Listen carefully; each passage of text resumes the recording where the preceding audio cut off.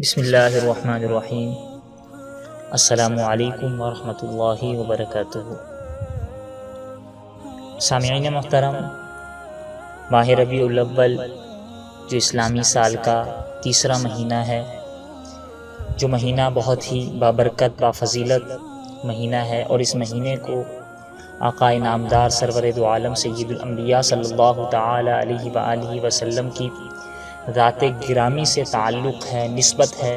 ہم تمام مسلمان اس نسبت اور تعلقات سے آگاہ ہیں، لیکن آج کل سوشل میڈیا پر اس مہینے کے حوالے سے ایک حدیث مبارکہ کے نام سے معنون ایک بات نشر کی جاتی ہے، اور یہ کہا جاتا ہے کہ گویا حدیث مبارکہ میں آیا ہے کہ جو شخص اس ربیع الاول کی مبارکباد دے اس پر جہنم کی آگ حرام ہو جائے گی۔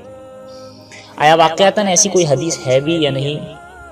اگر ہم بنظر غائر دیکھیں تو ذخیرہ احادیث میں ایسی کوئی حدیث بھی موجود نہیں ہے جس میں کسی بھی مہینے کی مبارکبادی پر جہنم سے آزادی یا جنت میں داخلے کی ضمانت دی گئی ہو۔ یہ من گھڑت ہے، یہ خود ساختہ بات ہے، یہ پھیلائی ہوئی بات ہے۔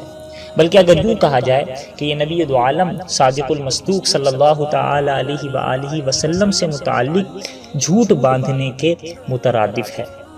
اور یہ بات ذکر کی گئی ہے، صحیح حدیث شریف میں آتا ہے کہ آپ علیہ السلام نے ارشاد فرمایا کہ جو مجھ پر جھوٹی بات کی نسبت کرے اسے چاہیے کہ اپنا ٹھکانہ جہنم میں بنا لے۔ صحیح مسلم کے مقدمے میں ایک حدیث مبارکہ ذکر کی گئی ہے کہ جس شخص نے میری طرف منسوب کوئی حدیث بیان کی، وہ خدشہ رکھتا تھا کہ یہ جھوٹ ہے، تو بیان کرنے والا بھی دو جھوٹوں میں سے ایک ہے۔ امام نووی رحمہ اللہ نے شرح مسلم نے اس حدیث کی تشریح میں فرمایا ہے کہ اس حدیث میں نبی صلی اللہ علیہ وسلم پر جھوٹ بولنے کی سنگینی کو ذکر کیا گیا ہے کہ جس شخص کو اپنے ظن غالب کے مطابق کوئی حدیث جھوٹی لگے لیکن پھر بھی وہ آگے بیان کرے تو وہ جھوٹا ہوگا۔ اس حدیث لہذا یہ جو بات منسوخ کی جاتی ہے کہ جس نے ربیع الاول کی مبارکبادی دی، یہ تو بہت ہی مبالغہ آرائی اور حد سے زیادہ تجاوز ہے۔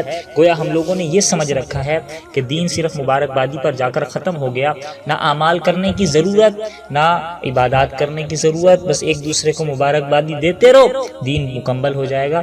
ایسا دین نہیں ہے، یہ اس کا دین سے اور شریعت سے کوئی تعلق نہیں۔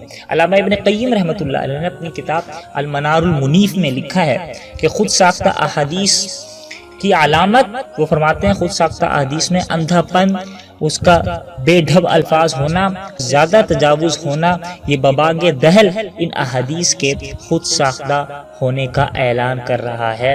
لہذا یہ بات جو پھیلائی جاتی ہے کہ جو ربیع الاول کی مبارکبادی دے اسے جہنم کی آگ اس پر حرام ہو جائے گی، یہ انتہائی زیادہ مبالغہ آرائی ہے، خود ساختہ ہے، من گھڑت ہے۔ اس کا حدیث سے اور نبی علیہ السلام سے کوئی تعلق نہیں۔ اس سے اجتناب کیا جائے، پرہیز کیا جائے، احتراز کیا جائے، اسے آگے شیئر نہ کیا جائے اور باقاعدہ لوگوں کو بتایا جائے تو یہ غلط بات ہے، اس سے پرہیز کیا جائے۔ اللہ تعالی ہمیں دین کی صحیح سمجھ عطا فرمائے، آمین۔ والسلام علیکم ورحمۃ اللہ وبرکاتہ۔